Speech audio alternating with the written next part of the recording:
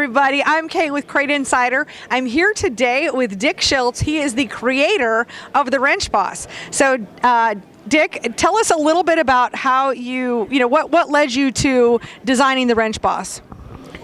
Well, back in the day when I was working for Morgan Shepherd on the Bush car, and cars coming down pit road during practice, and we need to change shocks or we need to change sway bar, and you go to the toolbox and it's a frickin' mess. So I said, there's got to be a better way. So I went back, and my brain works a little bit different than everybody else's. I can go to bed with an idea and think about it, and the next morning I wake up and I know how to do it. That's the way my whole life has been. So anyway, I took a big sheet of aluminum, and I bent, and I bent, and I bent, and I bent, and measured, and the first one I made was in his toolbox out of aluminum. And everybody saw that, and they said, man, that is a really good idea. So the brain went again. I said, I think I'll make this. So I had some friends from Iowa that had a tool and die shop, and they were connected with the plastic injection molding, and so one thing led to another, and then pretty soon I got a patent on it. And everything was good there, and we finally got the mold done, and a company called and that was doing the injection molding, and they said, on your WrenchBoss, he said, how many do you want? And I said, do you have a quantity break? And they said, yeah, we've got 1,000, 1,000 break, 1,000 piece, or a 2,500 piece, or a 5,000. So anyway, I said, well, the 5,000, that's a pretty good price break. I think that sounds pretty good. So I said, I'll go with that. Not thinking the size of all this stuff. And about a couple of 3 weeks went by, and all of a sudden I get a call, and he said, hey, we got some freight for you. So I said, come on down. So he came to my garage, and semi backs up, and I says, opens up the back door, and I said, how much of this freight is mine? And he said, all of it. I said, oh, shit. I had no idea. So I had these things stored wherever I could pack rat these things to put them in. And luckily we sold quite a few over the years. And the problem with them is I made them too good because people have had them for a long time and they never need to replace them because these things are just about indestructible. And I made them so that they can be downsized to a smaller box by just cutting them and taking a razor knife and snapping off what you need to fit in different boxes. So that's basically the story of it. Well, I love that story, and I love the versatility of the WrenchBoss because we've got it in two colors, correct? Yes, red and black, and then we also have metric and standard. Yes, and that's just determined based on the stickers. So if we look at the largest size, what size of wrenches can we go, especially like in standard size, we can go as small as and as large as?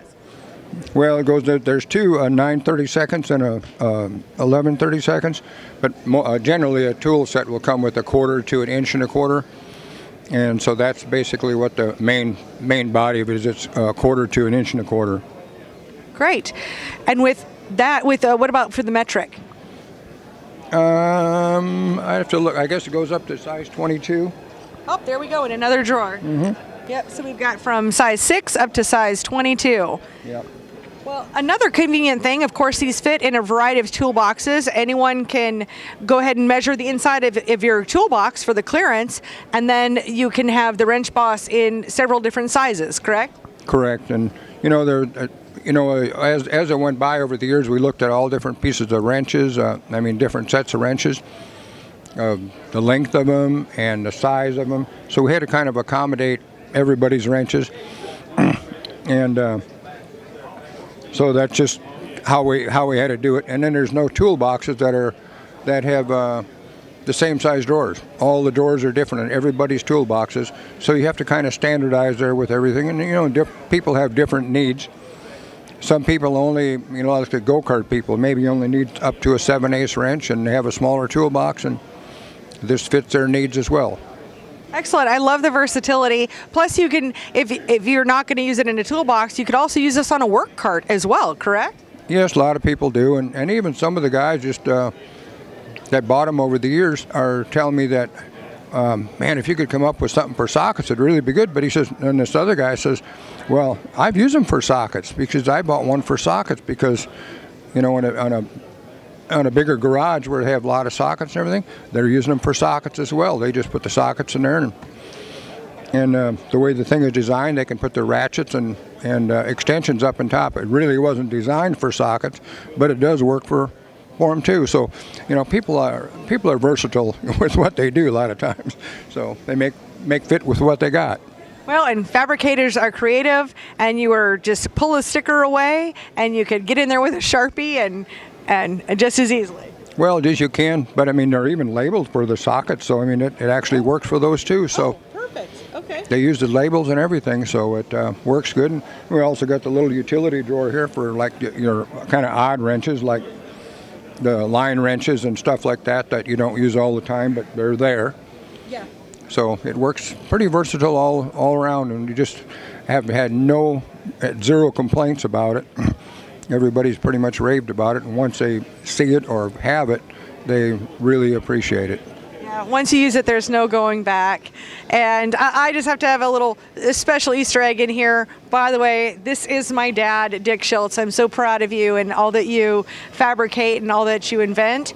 And the WrenchBoss is available at CrateInsider.com or at WrenchBoss.com. So whether you want to buy from me or my dad, it's all good. It'll be all in the family. So thank you so much for watching, and we'll see you in another video.